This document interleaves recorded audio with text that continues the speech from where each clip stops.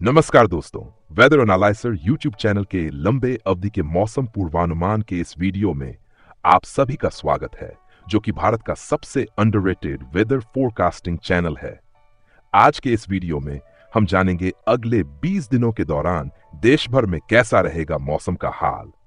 पूरी जानकारी के लिए कृपया इस वीडियो को शुरू से लेकर अंत तक पूरा जरूर देखें। तो चलिए वीडियो को शुरू करते हैं। आइए आज और कल के मौसम का हाल जान लेते हैं। आज रविवार 20 अक्टूबर। आज तमिलनाडु, पुडुचेरी और कराईकल के साथ साथ उत्तर और दक्षिण आंतरिक कर्नाटक के कुछ इलाकों में मध्यम से भारी बारिश होने की संभावना है। वहीं आज अंडमान और निकोबार द्वीप, तटीय कर्नाटक और दक्षिण आंतरिक कर्नाटक में व्यापक रूप से बारिश होने की उम्मीद है। साथ ही आज तेलंगाना, तमिलनाडु, पुडुचेरी, कराईकल और उत्तर आंतरिक कर्नाटक में व्यापक रूप से हल्की से मध्यम बारिश की संभावना है। उसी के साथ आज कोकण और गोवा, मध्य महाराष्ट्र, तटीय आंध्र प्रदेश, यानम, रायलसीमा, केरल, माहे और लक्षद्वीप में बिखरी हुई रूप से बारिश हो सकती है। इसके अलावा अरुणाचल प्रदेश, असम, मेघालय, नागालैंड, मणिपुर, मिजोरम, त्रिपुरा, पश्चिम बंगाल, सिक्किम, ओडिशा, मध्य प्रदेश, गुजरात, मराठवाड़ा, विदर्भ और छत्तीसगढ़ के कुछ हिस्सों में छिटपुट रूप से हल्की या मध्यम बारिश की संभावना है। कल सोमवार 21 अक्टूबर, कल तमिलनाडु, पुडुचेरी, कराईकल, केरल, माहे, लक्षद्वीप, तटीय कर्नाटक, दक्षिण आंतरिक कर्नाटक और रायलसीमा में छिटपुट से लेकर व्यापक रूप से हल्की से मध्यम वर्षा की संभावना है। वहीं कल भी संभावित निम्न दबाव के चलते अंडमान और निकोबार द्वीप समूह में हल्की से मध्यम वर्षा और कुछ जगहों पर भारी बारिश की संभावना जताई गई है। साथ ही कल कोंकण, गोवा, मध्य महाराष्ट्र में हल्की से मध्यम वर्षा जारी रह सकता है, जबकि सौराष्ट्र, कच्छ और गुजरात में इधर उधर हल्की से मध्यम तो कुछ जगह पर भारी वर्षा हो सकती है। मध्य महाराष्ट्र में कहीं कहीं ओलावृष्टि भी हो सकती है। उसी के साथ कल उत्तर पश्चिम, मध्य एवं पूर्वोत्तर भारत के क्षेत्रों में वर्षा की संभावना नहीं है, लेकिन बादल बने रहेंगे और खास करके मध्य भारत में कहीं कहीं थोड़ी हल्की बारिश या बूंदाबांदी हो सकती है। अभी हम वेदर सिनॉप्सिस की तरफ नजर डालेंगे और देखेंगे कहां किस प्रकार का मौसमी प्रणालियां सक्रिय हैं। अरब सागर के मध्य भागों पर बना कम दबाव का क्षेत्र आज सुबह 5:30 बजे अरब सागर के पश्चिम मध्य भाग पर बना हुआ है, जिसके साथ एक चक्रवाती हवाओं का क्षेत्र समुद्र तल से ऊपर तक फैला हुआ है। सीधी भाषा में ये एक सुखी टट्टी में परिवर्तित हो गया है, तो इसके ऊपर और हम कुछ नहीं बोलेंगे। उत्तर तमिलनाडु और दक्षिण आंध्र प्रदेश के तट से सटे दक्षिण पश्चिम और समीपवर्ती पश्चिम मध्य बंगाल की खाड़ी के ऊपर एक चक्रवाती हवाओं का क्षेत्र समुद्र तल से लगभग 6 किमी ऊपर तक फैला हुआ है, जो ऊंचाई के साथ दक्षिण पश्चिम दिशा में झुका हुआ है। यह प्रणाली दक्षिणी भारत के राज्यों में इधर उधर बारिश लाने में मदद करेगा। अब एक नया चक्रवाती हवाओं का क्षेत्र मध्य अंडमान सागर पर मध्य क्षोभमंडल स्तर तक उत्तर अंडमान सागर और उसके आसपास के क्षेत्रों पर बना हुआ है।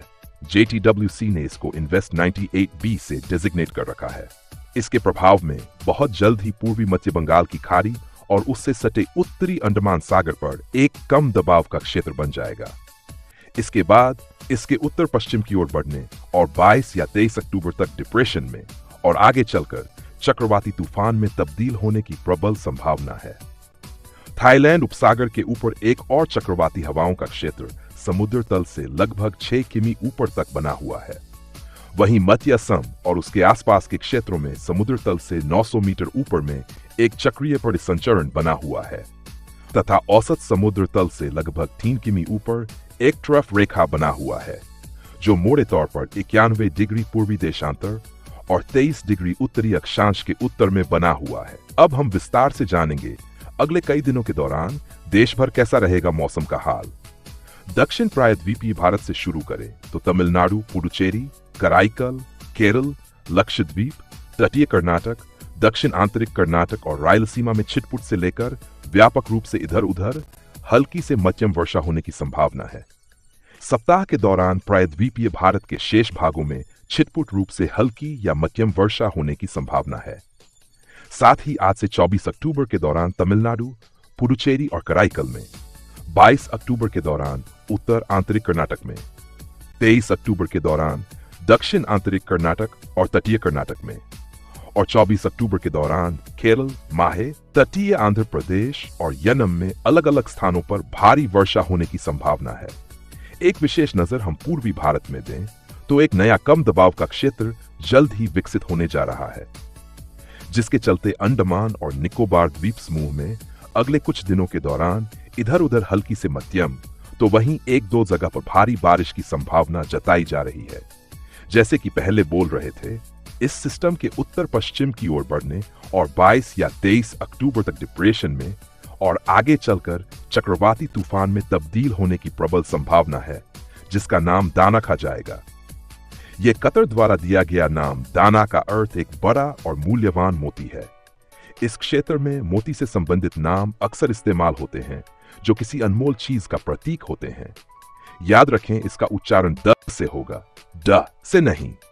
इसके चलते 24 से 25 तारीख के आसपास उत्तरी आंध्र प्रदेश, झारखंड, ओडिशा और पश्चिम बंगाल में भारी बारिश के साथ कहीं कहीं थोड़ा बहुत तेज हवाएं भी चल सकती हैं।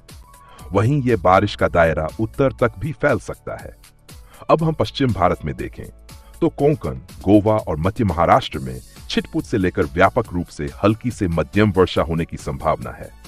इस सप्ताह के दौरान सौराष्ट्र और कच्छ सहित पश्चिम भारत के शेष क्षेत्र में छिटपुट रूप में हल्की या मध्यम वर्षा होने की संभावना है। उसके बाद 22 से 25 अक्टूबर तक मौसम शुष्क रहने की संभावना है।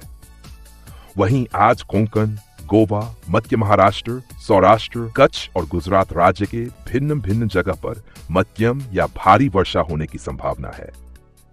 साथ ही मध्य महाराष्ट्र में एक या दो स्थानों पर ओलावृष्टि होने की भी संभावना है। अंत में उत्तर पश्चिम, मध्य एवं पूर्वोत्तर भारत में देखें तो इस सप्ताह के दौरान इन क्षेत्रों में वर्षा होने की संभावना नहीं है। हालांकि बादल मंडराएंगे और उससे खासकर मध्य भारत में इधर उधर थोड़ी हल्की बारिश या बूंदाबांदी हो सकती है। पहली नजर में यह दिख तो अच्छा रहा है, लेकिन बाद में यह किस तरह का रूप लेगा, इस पर ही हम आगे इस वीडियो में बात करेंगे। फिलहाल जल्द ही एक कम दबाव का क्षेत्र बनने जा रहा है, जो अगले 48 घंटे के अंदर डिप्रेशन और अगले 72 घंटे के अंदर तूफान का रूप भी ले सकता है। पहले भी बोले थे, अगर यह सफलतापूर्वक तूफान बन जाता है तो इसका नाम दाना रखा जाएगा, जो कतर द्वारा दिया गया नाम है, और इसका अर्थ एक बड़ा और मूल्यवान मोती है। काफी सारे वैश्विक मॉडल तथा AI चालित वेदर मॉडल के आउटपुट देखकर अब यह प्रतीत होने लग गया है कि अब इसका ट्रैक ज्यादातर उत्तरी उड़ीसा से लेकर पश्चिम बंगाल के आसपास ही कहीं हो सकता है। इसके बाद भी तूफान के रास्ते और तीव्रता में छोटे मोटे परिवर्तन आ सकते हैं। रास्ते की बात करें तो शुरू में तो ये नॉर्मल रूप से उत्तर पश्चिम दिशा में रुख करेगा, फिर उसके बाद ओडिशा के तट के बहुत ही करीब आ सकता है ये तूफान। इसके बाद दो संभावनाएं दिखती है। एक हो सकता है कि ये सीधे ओडिशा तट को पार कर जाए, या फिर हो सकता है यहां से थोड़ा सा रिकर्व करके ओडिशा और पश्चिम बंगाल के बॉर्डर के क्षेत्र में लैंडफॉल हो जाए। और अगर तीव्रता की बात करें तो देख के प्रतीत होता है कि इसके अंदर शायद 110 से लेकर 130 किमी के आसपास हवा रह सकता है, जो कि सीवियर या फिर वेरी सीवियर साइक्लोन तक भी हो सकता है। तो हम ये बोल सकते हैं कि उत्तरी आंध्र प्रदेश से लेकर बांग्लादेश तक, खास करके ओडिशा और पश्चिम बंगाल में रहने वाले हर एक लोगों को इस पर नजर रखना होगा। बाकी हम तो आपको अपडेट करते रहेंगे, इसलिए चैनल के साथ आप लोग कृपया जुड़े रहे। ध्यान दें कि ये दीर्घकालिक पूर्वानुमान लगातार बदलते रहते हैं और हर बदलाव महत्वपूर्ण होता है। किसी भी भविष्यवाणी पर पूरी तरह निर्भर ना रहें। हम केवल यह सुझाव देते हैं कि आप डेटा का अवलोकन करें, एक सामान्य विचार प्राप्त करें और अपने निर्णय विवेकपूर्ण तरीके से लें। तो दोस्तों, यह था अगले कई दिनों का मौसम का हाल। अपनी जगह के मौसम के अनुसार प्लान करें, तैयार रहें और सुरक्षित रहें। कृपया ध्यान दें, यह लंबे अवधि का पूर्वानुमान परिवर्तनशील है। पूर्वानुमान में किसी भी प्रकार का परिवर्तन हो तो आपको वीडियो द्वारा नोटिफाई कर दिया जाएगा। कोई भी डिसीजन सोच समझ कर लीजिएगा। आज के लिए बस इतना ही। वीडियो पसंद आए तो वीडियो को लाइक और चैनल को सब्सक्राइब भी कर दीजिए। किसी भी प्रकार का सवाल या सुझाव हो तो नीचे कमेंट करके हमें बताएं। और हाँ, कमेंट बारिश के टॉपिक के ऊपर ही होना चाहिए। कोई ऑफ टॉपिक कमेंट हो तो उस पर रेस्पॉन्ड नहीं किया जाएगा। वीडियो देखने के लिए आप लोगों को धन्यवाद और आपका दिन शुभ हो।